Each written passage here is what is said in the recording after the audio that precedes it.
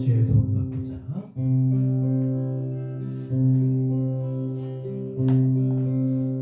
나 주의 도움 받고자 주 예수님께 빌리라 그분으로 가시사 날 받아주소서 내 모습 이대로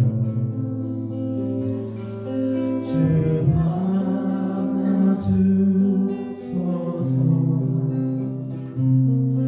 날 위해 돌아가신 주 날 받아주소서 큰 죄에 빠져 영주며 날 위해 피 흘렸으니 주 영상대로 비추사 날 받아주소서 내 모습 이대로 내 모습 이대로 주 받아주소서 날 위해 돌아가신 주 날 받아주소서 내 힘과 욕심 약하여 늘 깨어지기시고 주 이름으로 구원해 날 받아주소서 내 모습 이대로 주 받아주소서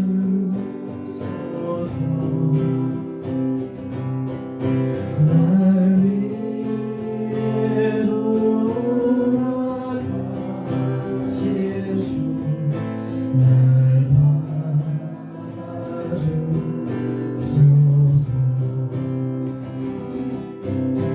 내 주 인서신 발 앞에 나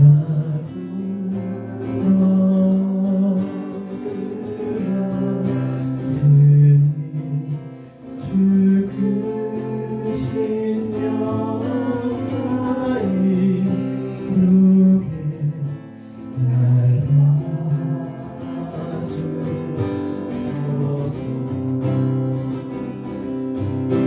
내 모습 이대로 주 받아주소서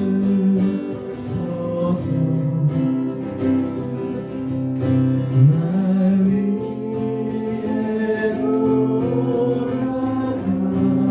돌아가신 주 날 받아주소서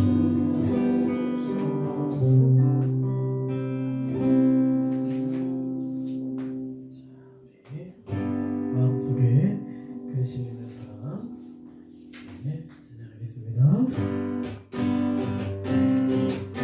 박수 치면서 찬양하겠습니다.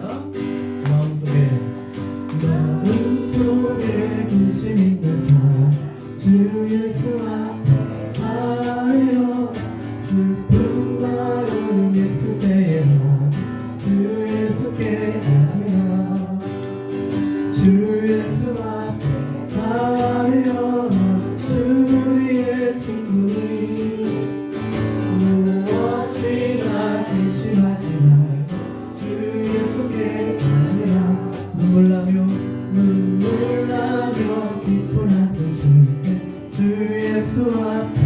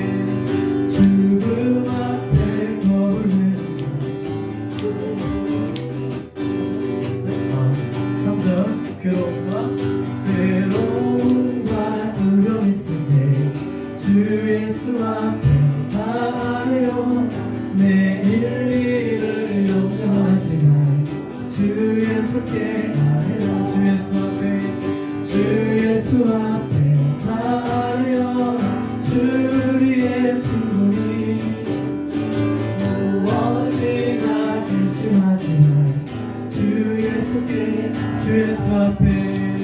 주 예수 앞에 아뢰어 주 우리의 친구니 무엇이나 근심하지 말 주 예수께 아뢰라.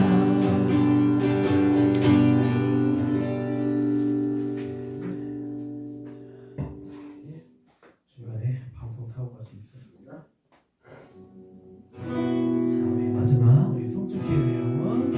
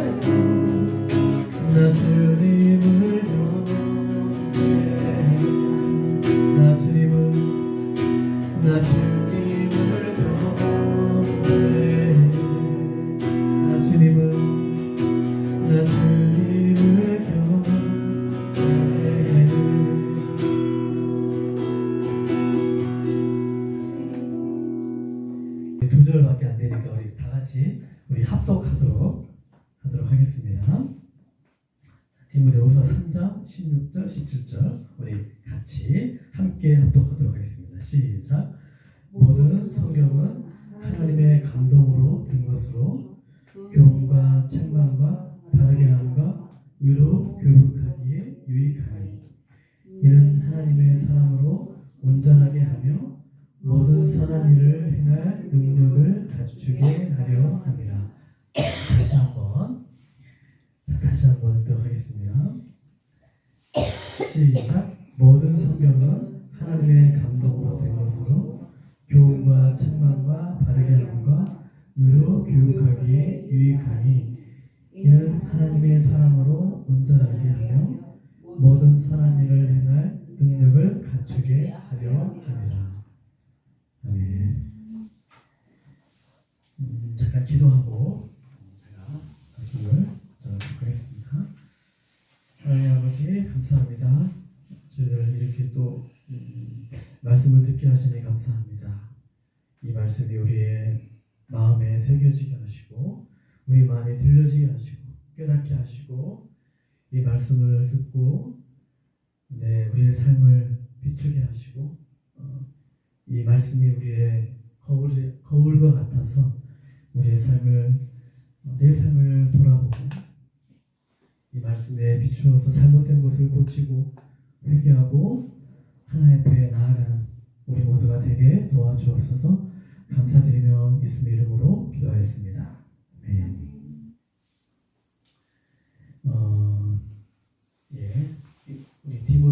우리 디모데후서 전서는 사도 바울이라는 분이 디모데라는 좀 젊은 사도 바울은 이때는 좀 나이가 많이 있었고 그다음에 디모데라는 젊은 이제 목회자가 있었어요. 젊은 지금은 목사와 같은 디모데에게 편지를 쓴 내용이에요. 이렇게 너가 이렇게 했으면 좋겠다. 이렇게 목회를 했으면 좋겠다라고 그런 책이 이 디모데후서, 이 디모데라는 그런 사람에게 젊은 목회자에게 한 거예요. 오늘 저희 카페에 오셨던 그 목사님도 이제 나이가 이제 있으신 분이 저랑 나이 차이가 있죠. 한 10년, 15년, 20년 차이가 나시는 그런 목사님이 저한테 이제 이런저런 말씀들을 이렇게 해주셨어요. 이제 카페를 하니까 우리가 카페를 운영할 때 우리가 지금 카페에서 밖에 야외 공사를 좀 하려고 지금 생각 중이고 고민 중에 있습니다. 그랬더니 이제 목사님께서 또 이런저런 이야기들을 좀 해주시더라고요. 바닥은 좀 이렇게 했으면 좋겠고 저 밖에는 어떻게 저 문은 좀 어떻게 했으면 좋겠고 또 이렇게 방충망이 쳐져 있으니까 방충망을 좀 이게 조금 걸림돌이 되는 것 같다. 이게 들어올 때 이런 말씀도 해주셨고 카페에 그런 말씀도 해주셨어요. 방충망 어디가? 밑에 그 들어올 때 방충망 있잖아요. 모기 들어오지 말라고. 네, 그게 이제 걸림돌이 될 수 있다. 그리고 계란빵을 하고 있으니까 계란빵을 좀 비싸게 받아라. 카페니까 비싸게 받아도 괜찮다. 그런 그러니까 목사님은 또 걱정이 되니까 걱정도 되고 또 카페가 유지가 돼야 되니까 이제 그런 말씀도 이것저것 이런 말씀을 해주시고 어제 잠깐 있다가 바쁘시니까 또 한 20-30분 있다가 또 가셨거든요. 어쨌든 이렇게 지금도 이렇게 뭐 짧은 시간 그 목사님하고 만났지만 그 감사하더라고요. 또 이렇게 말씀을 해주시고 찾아오셔서 이렇게 또 일부러 또 커피도 팔아주시고 어제 계란빵 많이 사가셨어요. 그래서 그랬습니다. 감사하더라고요. 카페를 하니까 이런저런 이렇게 또 손님들도 오시고 또 우리 뒤에 예전에 요즘에 왜 안 오시나 했는데 카페에 이렇게 안 오시나 했는데 이렇게 예배 오실 줄은 정말 생각을 못했습니다. 네, 정말 잘 오셨고 오늘만 오신 건지 아니면 뭐 계속 나오실 건지는 잘 모르겠지만 아무튼 그건 이제 주님만 아시겠죠. 지난 주일에 이어서 이제 말씀을 좀 서론이 좀 길었습니다. 지난 주일에 이제 이제 우리가 종교개혁주의였거든요. 네. 10월 27일 제가 종교개혁에 대해서 지난주에 제가 대략적으로 말씀을 드렸어요. 근데 오늘은 이제 종교개혁 주일은 아니지만 종교개혁에 대해서 조금 더 말씀을 더 드리려고 합니다. 여러분들은 이제 다 아시는 분도 있겠지만 또 전혀 좀 모르시는 분도 있고 그렇죠. 예. 종교개혁이라는 것도 생소한 단어도 좀 생소한 것도 있을 수 있겠어요. 자, 개혁이라는 뜻이 뭘까? 예. 개혁. 이게 뜻이 뭐냐면 한자로 보면 이게 개가 고칠 개예요. 그리고 혁은 가죽 혁이에요. 예. 뭐 예전에 혁띠라고 막 이렇게 막 해결도 하잖아요. 어렸을 때. 이게 개혁이라는 뜻이 고칠 게 가죽 혁이에요. 그러니까 뭐냐면 풀어서 이야기를 하면 가죽을 뜯어서 고친다라는 거예요. 예. 이게 종교 개혁이랑 무슨 뜻이 있냐? 이게 개혁이랑 무슨 뜻이 있을까? 그러니까 옛날 구두를 수선하는 구두 수선공들이 오래된 그 가죽들이 이제 가죽을 놔두면 오래되면 가죽이 굳잖아요. 가죽이 이렇게 굳을 거 아니에요. 굳으면 기름을 발랐어요. 기름을 발라서 다시 그 가죽을 이제 부드럽게 해서 말랑말랑하게 해서 다시 그 가죽을 다시 새롭게 고쳐서 쓴 거예요. 이것을 개혁이라고 썼다는 거예요. 그러니까 우리가 종교개혁이라고 얘기할 때 혁명이라는 단어를 사용하지 않아요. 혁명은 없는 것을 막 있게 하는 거예요. 그러니까 근본적으로 막 바꾸는 거예요. 없는 것을 막 있게 해서 그래서 혁명을 위해서라면 폭력도 사람을 패고 막 폭력을 해서 하는 것도 폭력을 행사하는 것도 정당화해요. 혁명을 위해서는 이건 어쩔 수 없는 거다. 그래서 막 폭력도 사용하기도 하고 근데 개혁은 그렇지 않아요. 개혁은 근본을 바꾸는 게 아니에요. 기존에 있는 것을 다시 새롭게 고치는 거예요. 그러니까 다시 원래대로 다시 돌아가자는 거예요. 다시 원래의 것으로 다시 제자리로 돌아가야 된다라는 그런 뜻을 이 개혁이라는 뜻이 가지고 있어요.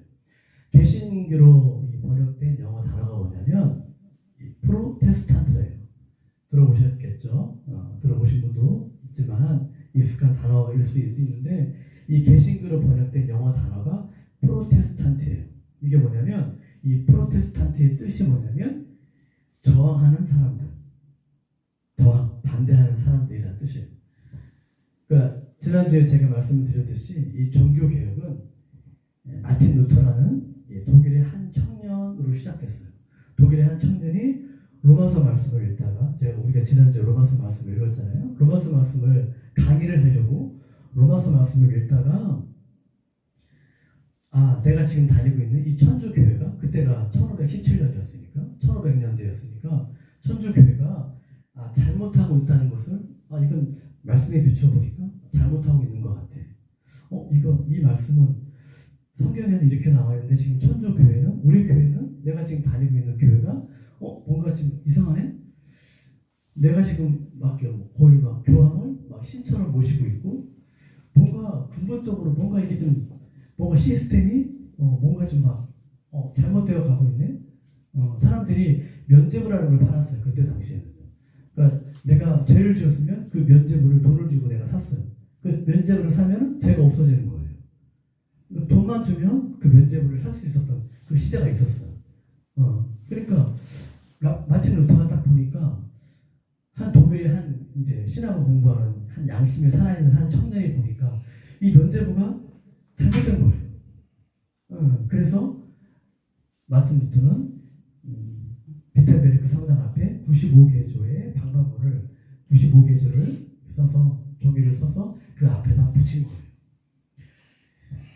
이것이 제가 말씀드린 1517년 10월 31일 날이었어요. 지금부터 507년 전의 일이에요. 그러니까 마틴 루터라는 독일의 한 살아있는 한 청년의 양심 그리고 용기 있는 결단과 행동으로 인해서 종교 개혁이 시작이 된 거예요. 그게 유지가 된 거예요. 그게 도화선이 된 거예요. 그래서 그 종교개혁을 많은 사람들이 그 후에 계속해서 이렇게 일으킨 거예요. 사실 마르틴 루터 이 행동은 굉장히 위험한 거였어요. 죽음을 각오해야 되는 일이었어요. 굉장한 엄청난 프로테스탄트 저항이었어요. 그가 여러분 상당히 해야 했던 로마 카톨릭은 그때 당시에는 그 권위와 힘이 엄청났어요. 그 힘이라는 것은 제가 지난주에 말씀드렸죠. 왕보다 이 교황이 더 힘이 셌어요. 왕은 별로 힘이 없었어요. 교황 위에 있지 않았어요. 그러니까 그러니까 교황이 그만큼 왕보다 더 높은 그런 신이었어요. 그러니까 많은 사람이 그 권위에 도전하다가 심지어 죽음을 당하기도 하고 심지어 사형, 화형을 당하기도 했어요. 불에 태워지는 그런 것도 일이 있었어요. 제가 그랬죠. 사람이 가장 힘든 게 뭐냐면 힘들게 죽음을 맞이하는 게 뭐냐면 불에 태워지는 거라고. 화형이라고 제가 얘기했었죠. 실제로 그렇게 화형에 처하기도 했어요. 그럼에도 마틴 루터는 지금 로마 카톨릭 교회가 너무나 잘못되었다는 성경의 가르침과 너무나 잘못되었다는 것을 알고 그런 신앙적 확신 때문에 그런 확고함 때문에 그 힘든 저항을 시작할 수 있었던 거예요. 지난주 서울에서 한국교회연합 큰 기도회가 있었어요. 여러분 유튜브로 혹시 보셨나요? 실시간으로? 저는 좀 봤어요? 저도 봤는데 여러분들 아마 보셨을 거라 생각이 돼요. 안 본 분도 있겠지만 서울시청부터 광화문 저기 용산역까지 해서 몇 명이 모인지 아시나요? 원래 200만 목표였는데 아마 유튜브까지 포함하면 아마 200만이 됐을 것 같아요. 거기 현장에 모인 그 수가 모이느니 정확하게는 않겠지만 그래도 통계적으로 나왔는데 110만 명이었어요. 110만 명이 그날 지난주 주일날 오후 2시부터 오후 5시 반, 6시까지 모였어요. 아마 더 늦게까지 있었던 분도 있었겠죠. 저도 이제 그 모습을 보면서 110만 명이 그 찬양하는 모습을 보니까 우리 그 유명한 송경민 찬양 있잖아요. 제 친한 동생. 경민이가 제 친한 동생이라고 제가 얘기했었죠. 대전에 지금 살고 있어요. 그 송경민의 은혜라는 그 찬양을 110만 명이 같이 부르는 모습을 봤을 때 와 저도 경민이 노래를 경민이 은혜라는 모든 것이 은혜. 다 떴어. 모르는 찬양이 없어요. 가끔 크게 생겼네. 엄청 유명해졌어요. 한번 온다고 했는데 한번 아직 안 오고 있어요. 자, 근데 굉장히 많은 숫자가 이렇게 모여서 저항을 한 거예요. 프로테스탄트, 우리 개신교. 근데 경민이가 거기 가서 교회 가서 노래 불렀어. 아니, 그건 아니. 그 찬양을 같이 불렀다는 거예요. 왜 그렇게 했냐면 110만 명이 왜 그렇게 했냐면 동성애 합법화 그리고 차별금지법이 잘못된 거예요. 우리가 개신교인들이 이렇게 있어서는 안 되겠다 싶어서 그날 모인 거예요. 제가 얘기했었죠. 우리 사회는 우리나라는 조용하게 이렇게 활동해서는 바뀌지 않는 나라예요. 뭔가를 이렇게 들고 일어나야 돼요. 큰 인원이 모여야지만 이렇게라도 우리가 할 수 있는 게 이거밖에 없어요. 이렇게라도 해서 차별금지법, 동성화가 잘못된 거구나 라는 것을 알려줘야 돼요. 이게 우리가 할 수 있는 거였어요. 마틴 루터가 주장했던 딱 한 가지는 뭐냐면 성경으로 다시 돌아가자는 거예요. 근본적으로 그걸 다시 새롭게 무슨 교단을 만들자고 하는 게 아니에요. 다시 성경으로 우리 돌아가자. 지금 천주교회가 잘못됐다. 95개 중 반박문을 그래서 낸 거예요. 천주교회가 여러분 왜 지금 잘못됐냐면 몇 가지를 제가 말씀드릴게요. 제가 여러 번 얘기를 했었던 거예요. 한 3가지가 정도 있는데 다 아시는 거겠지만 첫 번째는 성당. 지금도 성당을 많이 다니잖아요, 사람들이요. 성당을 천주교를 많이 다녀요. 그래서 지금 제가 예전에 그랬잖아요. 교회보다 성당, 그 성당에 대한 천주교에 대한 인식이 더 높아졌어요. 신뢰도가 더 높아졌어요. 그래서 나는 교회보다 나는 불교나 나는 천주교로 가고 싶다는 그런 퍼센트가 훨씬 더 많아요. 지금 교회는 더 이상 매력이 없어졌어요. 예, 세상은요 더 이상 교회를 기대하지 않아요. 더 이상 그 교회 목회자들한테 더 이상 기대하지 않아요. 더 이상 그 신뢰가 바닥에 떨어졌어요. 더 이상 떨어질 데가 없어요. 근데 천주교가 잘못된 것이 뭐냐면, 지금도 잘못된 거가 있는데 뭐냐면, 첫 번째가 마리아라는 이 마리아를 한 사람을 그 사람을 신격화를 한 거예요. 제가 예전에 말씀드렸듯이요. 한 여자를 이 천주교는 높였어요. 신격화를 시킨 거예요. 그냥 물론 예수님의 그 어머니가 마리아예요. 물론 좋은 사람이고 위대한 사람이죠. 위대한 어머니죠. 네, 근데 위대하긴 하지만 예수님보다 높을 수는 없잖아요. 근데 이 천주교는 예수님과 마리아를 동격화, 거의 신처럼 모시고 있어요. 그래서 성당을 가보면요, 천주교를 가보면 지금도 마리아 형상 같은 그런 조형물이나 그런 것들이 많이 있어요. 네, 그만큼 이 마리아라는 사람을, 한 여자를 높였어요. 마리아도 굉장히 죄가 많고 흠도 많은 한 인간일 뿐이에요. 여러분 이걸 우리가 꼭 기억하셔야 돼요. 두 번째는 연옥설이에요. 연옥이라는 것은 천주교가 이렇게 주장하고 있는 거예요. 천국과 지옥이 있는데 천국과 지옥 사이에 중간에 연옥이라는 게 있대요. 그래서 이 땅에서 착한 일을 많이 하고 선행, 옳은 일을, 착한 일을 많이 하고 선행을 많이 쌓게 되면 원래는 지옥에 가야 되는데 연옥에 머물러 있다가 막 착한 일을 많이 하잖아요. 만약에 우리 어머니가 이제 죽었어요. 돌아가셨어요. 근데 천주교에서 얘기하는 것처럼, 주장하는 것처럼 이제 연옥에 딱 머물러 있어요. 그래서 제가 막 이 땅에서 어머니가 못한 착한 일을 많이 하는 거예요. 막 도와주고 막 뭐예요, 자선 사업도 하고, 막 커피도 무료로 주고, 뭐 계란빵도 주고, 엄청나게 제가 이런 막 선행을 막 쌓아요. 그러면 저희 어머니가 연옥에 있다가 천국으로 가는 거예요. 이게 여러분 천주교에서 주장하는 연옥설이에요. 우리가 상식적으로 생각을 해봐도 참 이건 좀 맞지 않다라고 좀 생각이 들 거예요. 성경은 그렇게 말하지 않아요. 연옥이라는 단어도 없고 연옥에 대한 이런 비슷한 게 전혀 하나도 나오지가 않아요. 성경과 전혀 어긋난, 성경과 전혀 맞지 않는 그런 주장을 하고 있어요. 마지막 세 번째로 이 교황이에요.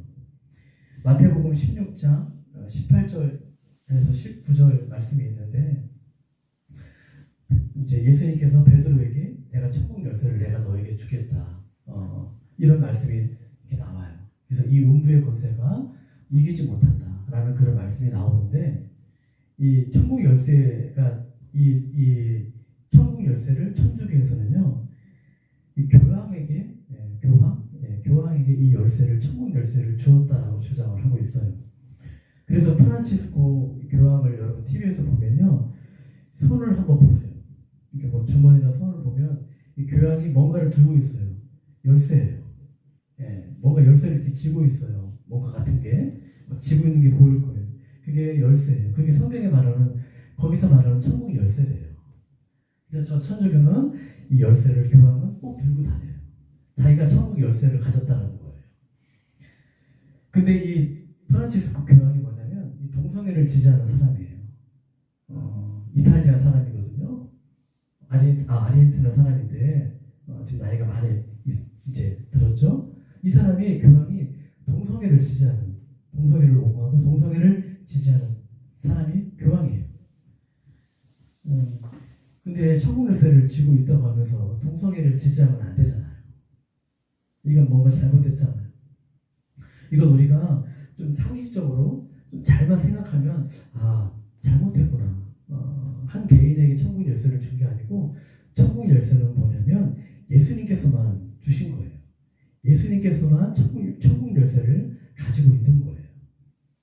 그래서 구원의 문이 누구냐면 바로 예수님이에요.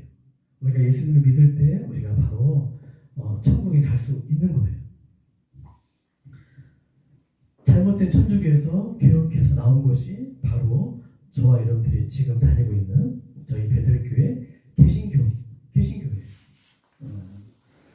자, 우리가 오늘 읽은 말씀을 우리가 좀 다시 한번 읽고, 한번 다시 한번 한번 읽고 이 성경 과연 성경이 어떤 건지 한번 다시 한번 읽어보도록 하겠습니다. 디모데후서 3장 16절 17절 한번 다시 한번 성경이 어떤 책이냐면 자 16절 17절 다시 한번 우리 다 같이 읽고 이제 말씀을 이제 마치도록 하겠습니다. 자 시작.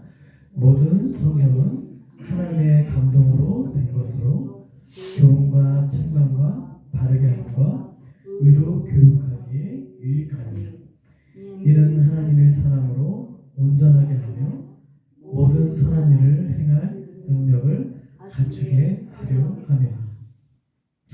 사랑하는 여러분, 우리가 믿고 붙들어야 하는 것은 오직 이 하나님의 말씀인 이 성경인 거예요. 저와 여러분들의 우리의 마음도 다른 사람도 믿어서는 안 되고 우리의 마음도 믿어서는 안 돼요. 우리의 마음이 믿을 게 못 돼요. 다른 사람도 믿을 게 못 돼요. 다른 사람도 신뢰할 만한 대상이 아니에요. 이 세상도 마찬가지예요. 성경책은요, 지금도 가장 많이 팔리고 있는 베스트셀러 중에 베스트셀러예요. 한강이라는 이 작가의 책이 지금 막 하루에 13만 부가 팔리고 있다고 하잖아요. 엄청나게 팔리고 있어요. 근데 한강이라는 그 책도 뭐 손에 온다 그런 책도 한낱 인간이 쓴 책이에요. 근데 이 책은 살아계신 하나님의 말씀이에요. 이 책은 하나님께서 사람들을 통해서 감동으로 쓰여진 책이에요. 그래서 지금도 이 성경책이 뭐냐면 가장 많은 언어로 번역된 책이 이 성경책이에요. 그래서 이 성경책은 이 세상의 어떤 책과도 비교할 수 없는 그런 책인 거예요. 이 성경은 지금도 살아서 역사하고 계시는 하나님의 말씀이기 때문에 그래요. 천지는 없어지지만 이 살아계신 하나님의 말씀은 없어지지 않아요. 변하지 않아요. 진리는 딱 하나예요. 진리는 변하지 않아요. 그것이 바로 진리예요. 이 진리가 뭐냐면 하나님의 말씀인 거예요. 그래서 오늘 우리가 붙잡아야 하는 것은 우리가 변하지 않는 하나님은 영원한 분이에요. 우리는 영원하지 않죠. 우리는 언젠가 이 땅을 떠나게 돼요. 이제 오늘 하루가 지나면 우리에게 또 죽음이 더 앞으로 다가올 거예요. 우리가 하나님을 믿는 이유가 하나님이 영원하기 때문에 그래요. 우리가 영원하신 그 하나님을 붙잡으면 우리도 영원히 살게 되는 거예요. 영원한 생명을 얻게 되는 것입니다. 그래서 오늘도 우리가 이제 예배 마치고 새신자 교육 하잖아요. 이 말씀을 통해서 새신자 교육을 통해서 하나님의 말씀 앞으로 살아계신 영원하신 진리가 되신 그 하나님의 말씀 앞으로 저와 여러분들이 한 걸음 한 걸음씩 더 나아갈 수 있는 이렇게 매주 말씀을 들음으로 하나님의 말씀 앞으로 살아계신 하나님의 말씀 앞으로 우리가 부족하지만 한 걸음 한 걸음 나아갈 수 있는 그런 저와 여러분들이 될 수 있기를 간절히 여러분 소원합니다. 아멘.